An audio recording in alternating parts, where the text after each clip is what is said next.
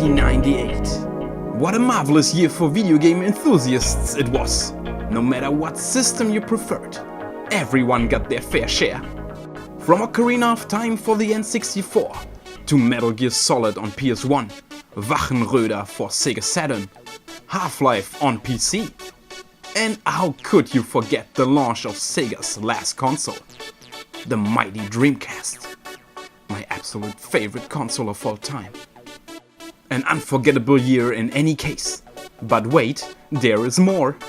In arcades around the globe, people are spending pockets full of change and throwing them down seemingly bottomless slots of arcade cabinets to play new and enticing games that may never hit regular store shelves and stay forever trapped on a PCB board.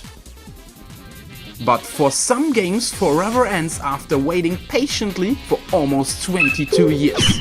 Well, after all this time, esp-raid, now with the additive Psy behind it, finally hit Japanese store shelves and acts like a time capsule in and of itself. You see, this right here is in fact Cave's third shoot 'em up and came out only 1 year after their great success with the follow-up to DonPachi, the often and highly praised non-DonPachi, a game that still to this day is seen as one of the best in the genre. And you can say after games like Batsugan and Battle Gariga, non-DonPachi really kicked your kidneys and shoved more stuff in your face than you could ever imagine. But wait. What does this all have to do with esp-raid again? Well, take a closer look at the main characters in almost every shoot 'em up till 1998. About, let's see, 95% of them, your ass sits inside of a spaceship / fighter jet thingy. Of course you could go lucky if you played games like, let's see, Elemental Master, Gynok, Gunbird or Phelius, to shoot stuff as something else. And if your franchise is called Parodius, well, anything goes. But something that was never seen before are psychic teenagers shooting stuff. Furthermore, later in 2001, Alpha System borrowed this concept and built their entire Shikigami no Shiro series on it. Thanks to graphic designer and mangaka Junya Inoue, who was put in charge of the overall design of esp-raid, things took an interesting turn. To quote Tsuneki Ikeda, one of Cave's co-founder, midway through the development of non-DonPachi, Junya Inoue joined Cave. He only had a small part in its development, but later, in typical Inoue fashion, he was critical of the setting of non-DonPachi. This colorful world of mechas is ridiculous! For our next game, Inoue was assigned as the graphic leader, and he said, "Since I'm doing this game, I want there to be characters. Enough with the fighter jets." So he created humanoid player characters and an STG that took place in a more realistic world. The battles take place in schools, streets, etc. He wanted it to feel like a world people actually inhabited, I believe. And I have to say, his vision truly succeeded. Apart from that, let's talk about the game itself. How it plays, how the mechanics work, and the most important thing of them all, is it fun to play? Regarding the last question, I can reassure you, it's a big yes. The controls are tight, stuff blows up real good, and bullet patterns are challenging.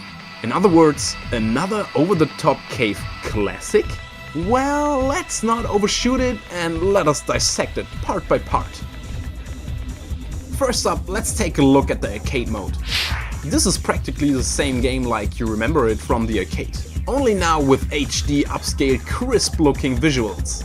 But as far as I know, it's a perfect conversion of the original. Well, I played it only once at Hey Arcade, so yeah. Here you can choose between 3 different characters, each equipped with their own shot type. Yusuke Sagami with a more centered, focused one, JB Fifth with a bit more spread one, and Irori Mimasaka with a mix between both of them. The common standard to hold down the shot button to slow down is of course also present. Another genre standard, the mighty Smart Bomb, is absent. However, it got replaced by some sort of a force field. When activated, every given bullet that comes at you vanishes, and if you're holding down the button, you can charge things up to release an even heavier shot. But be careful, cause this reduces your green power bar in the bottom left corner massively. A normal tap sucks up about a quarter of it. In other words, you have a bomb stock of 4. Also while charging, bullets will turn into green power-ups or orange score points. You also have a third kinda like piercing attack. It differs from character to character and is slightly movable. It cannot be shot rapidly and takes a little while to recharge. Fortunately for you, this only takes up a couple of seconds. Not only is it a very powerful way to strike down your enemies, it's also needed to score in this game. To do so, try to hit larger enemies with your special shot and then take out smaller foes with your regular shot. It sounds way easier than it's done, and I still don't really get the hang of it. I mostly end up shooting both attacks alternately, which seems to work quite good, but not as good as I want it to be. Trying to get times 16 multipliers is more luck than skill. At least for me. Anyhow, there's still another way to rank invaluable points simply by collecting these green and orange cubes.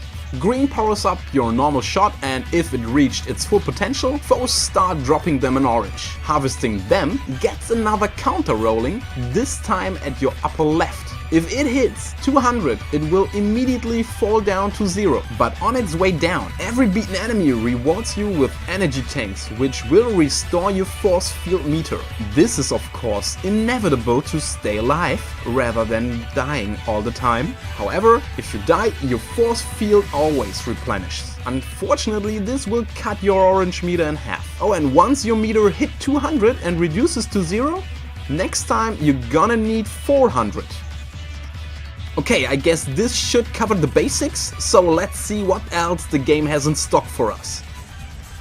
Like in almost all modern shooter releases, there is certainly a novice mode for all the newcomers out there. I can assure you, by saying this is for beginners only. There's certainly no real struggle to use continues, especially if you played another cave game before.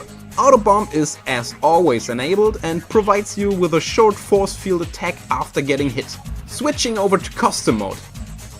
This puts you in charge of your own desire and allows you to crank the difficulty way up or way down to make use of autobombs. Set your life counter up to 5 or change the score limit for extra lives.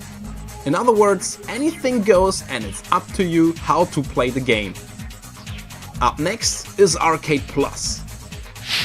I wasn't quite sure in what way Arcade Plus would differ from normal arcade mode, because at first and even second glance there is no real distinction between them. After some investigation, it turns out if you want to play this game on score, you can get insanely high results. But it forces you to milk the bosses for quite some time, and this will test your patience because you're doing the same thing over and over and over again.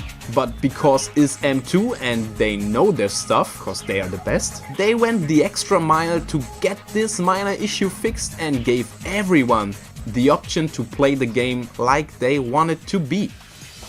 Alright, what else do we have? There's the challenge mode, like in Ketsui, where you can play every section, every stage and every boss separately to improve and train your way through some of the tougher parts. Pretty neat to have it included. Nonetheless, what I'm actually looking for is the arrange mode. You know, normally the mode where things get mixed up with mainly a new score system, new shot types and dissimilar bullet patterns. Yeah, where is it? Is it this one? Nope. Nope. This is not what I expected. This so-called Yuri's room is more or less an avatar decoration minigame? Okay. By solving challenges, you earn tokens to spend on new clothes and other stuff. No, I mean for some it's probably a sweet little thing on top, but that's really not my cup of tea. But everyone who does love it, more power to you. At least there's one new inclusion, gameplay-wise. The additional 4th character, Alice, brings a cool new attack pattern on the table and is probably the strongest of them all. I think so. But it's definitely no replacement for true arrange mode. Okay, so there is no arrange mode. Huh, that's a real bummer. Cause, like I said, I love the heck out of Cave's arrange modes. What's also missing is the lack of selectable soundtracks. There are only 2 to choose from compared to Ketsui's selection, and I hate to say it, but it's kinda disappointing. Yet luckily for us, the second one kicks so much ass, so it makes up for the lack of some more.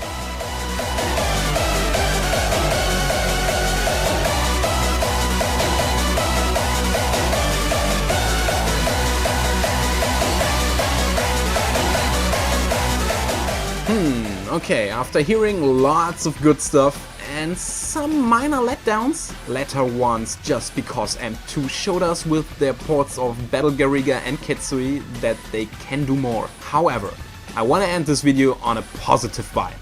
So, like in Battle Gariga and Ketsui, there are of course so many little options again to choose from to let the game look even cooler, like scan lines, display your own hit zone, and so much more. You get the gist, right? Oh, and did I mention the flip grip support? Which is freaking awesome if you're on the go with your Switch and can't go without your daily dose of Danmaku action. This option was mainly the reason why I picked the Switch version over the PS4's. Oh, and little fun fact here. Did you know that the game would have been called esp-raid, but Cave couldn't obtain the rights? Or that there is an exclusive arrange mode in the PS2 port of Espgaluda, in which 2 new characters, called Black and Chihiro, have the same attack patterns like JB5th and Irori from esp-raid, and that a certain enemy in the game shows similarities to a quite popular anime from its era? What also catches the eye are the character-specific introductions. There is so much love and detail in here. And especially for me, it's a dream come true, cause from all the remaining Cave games, esp-raid seemed to be the coolest one. I always looked at the style and graphics and thought, oh man, I wish I could play this without MAME or anything else, just give me a freaking port of it. And I'm so glad to finally have it in my collection, and you should too, cause it's a damn good one. Thank you guys so much for watching. Hope I haven't bored you to death with my never-ending praise of eSp-raid Psy. If you're now hooked and want a copy right now and want to help out the channel, well, there's an affiliate link in the description and on my channel banner, which brings you directly to PlayAsia, my personal main source for importing games. So, no additional costs for you and a little help for me, but I don't want to push it on you, so feel free. Well, for my next video, I can tell you it won't be a shooter, but it's gonna be a retro game, yeah, for sure, but on modern consoles. So, I guess you have to stay tuned to find out. And until then, see you next time, bye bye on Auf Wiedersehen. Oh, and watch my other videos.